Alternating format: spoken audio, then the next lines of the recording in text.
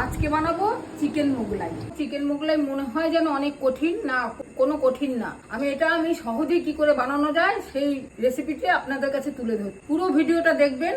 যদি ভালো লাগে তাহলে লাইক কমেন্ট শেয়ার করে বং কুকিং এর পাশে থাকবেন। মোগলাই বানানোর জন্য আমি ময়দা নিয়ে নিচ্ছি, এখানে 500 গ্রাম ময়দা নিয়েছি, লবণ, এখানে দই নিয়ে নিচ্ছি, চিনি, একটু সাদা তেল মেখে নিচ্ছি।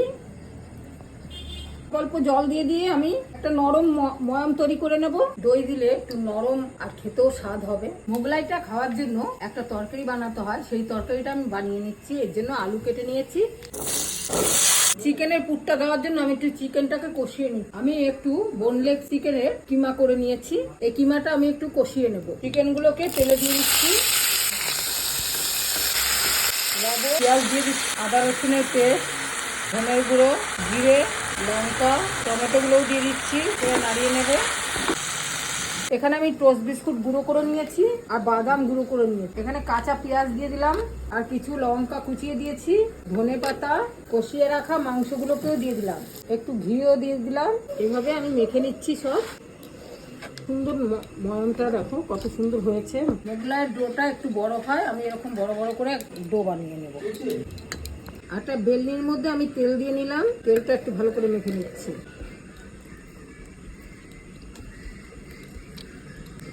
আমি হাত দিয়ে বেলে নিচ্ছি, আপনারা বেলনি দিয়েও বেলতে পারেন। আমার মাখাটা খুব সুন্দর হয়েছে, যার জন্য হাত দিয়ে বেলা যাচ্ছে।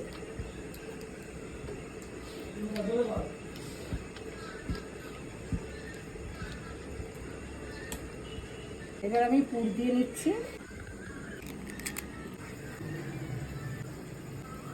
কড়াই বসিয়ে আমি তেল দিয়ে নিচ্ছি।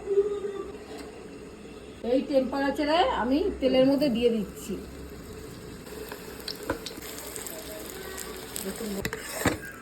এইভাবে আর একটা বানিয়ে নিয়েছি, এর মধ্যে পুর দিয়ে দিলাম।